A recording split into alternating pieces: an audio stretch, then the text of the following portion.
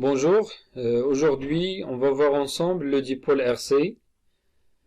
On commence par la description d'un condensateur. Alors qu'est-ce que c'est qu'un condensateur et comment fonctionne dans un circuit électrique? Alors les condensateurs, il y en a plusieurs types. Il y en a qui sont polarisés, il y en a qui ne sont pas polarisés. Par exemple, ce type-là, les bornes sont identiques, alors on ne peut pas distinguer les bornes.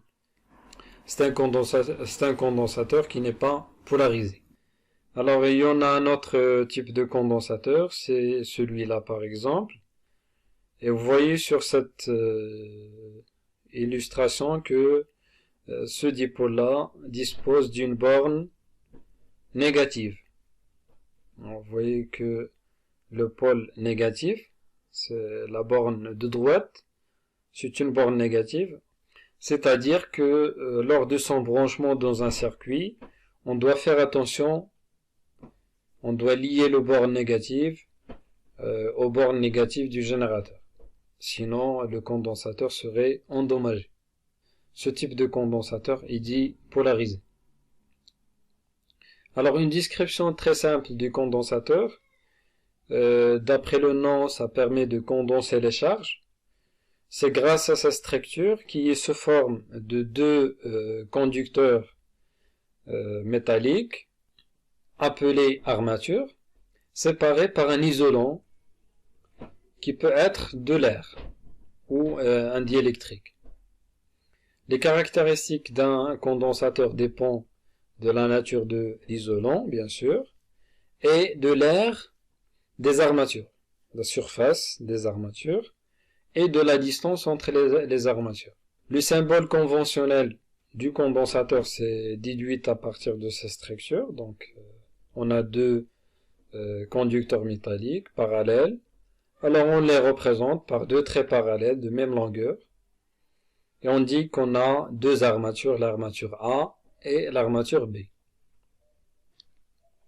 Pour étudier le comportement du condensateur dans un circuit, on s'intéresse à deux grandeurs physiques principales, à savoir l'intensité du courant électrique qui traverse le condensateur et la tension électrique aux bornes de ce condensateur.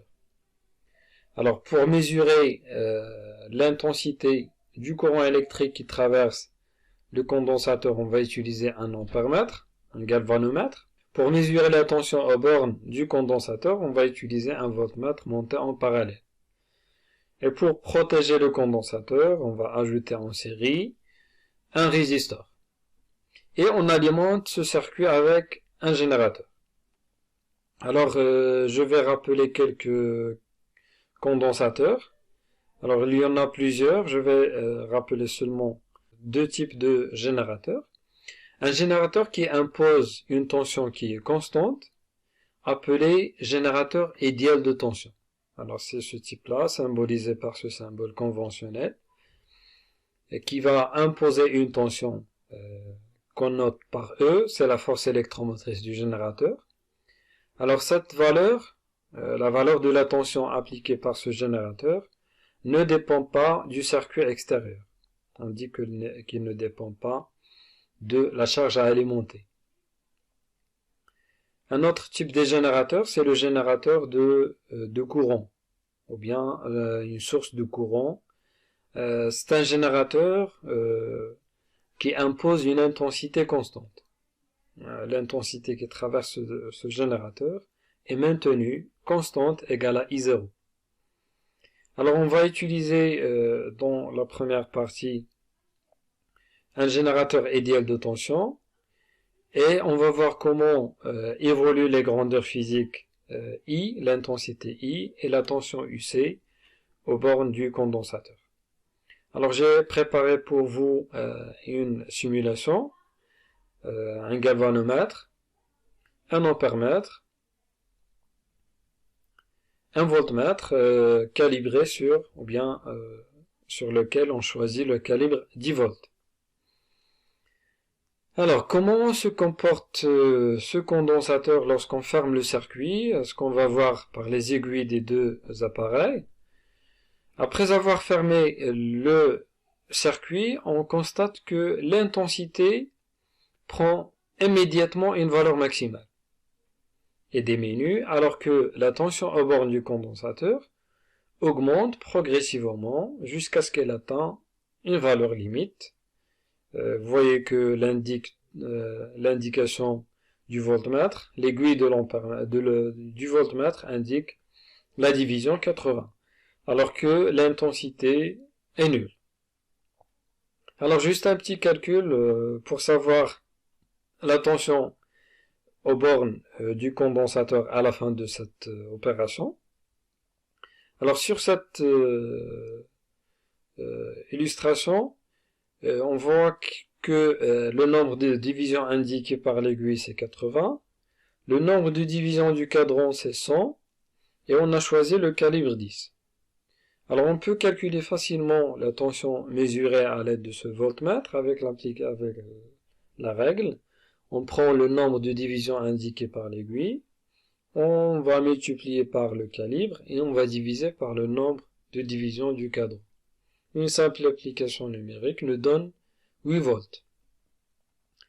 Alors on remarque que la tension aux bornes du condensateur se stabilise sur la force électromotrice du générateur. Vous voyez que E égale à 8 volts et la tension aux bornes du condensateur s'arrête à 8 volts. Bien, se stabilise à 8 volts. Autrement dit, si je mets par exemple la loi d'additivité des tensions, UC plus UR égale à E, UR étant la tension aux bornes du résisteur, alors la tension aux bornes du résisteur est nulle parce que l'intensité, à la fin, l'intensité qui traverse ce circuit est nulle. Alors UR, d'après la loi d'Ohm, UR égale à RI. Alors si CI est nul, la tension aux bornes du résisteur est nulle.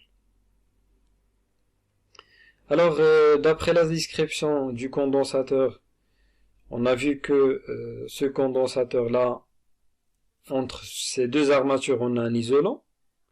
Alors et comment interpréter le passage du courant électrique si entre les deux armatures, on a un isolant?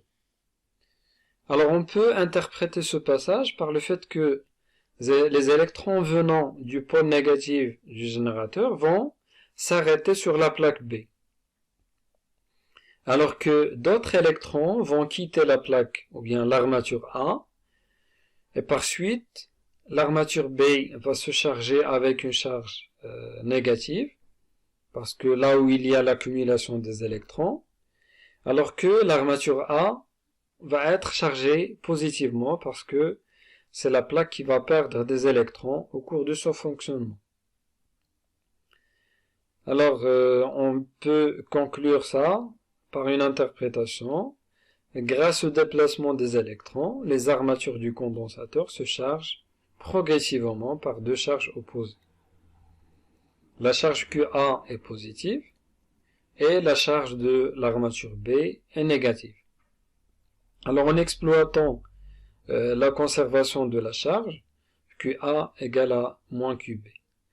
Alors par définition, on définit la quantité Q qui est égale à QA qui est égale à moins QB représente la charge du condensateur.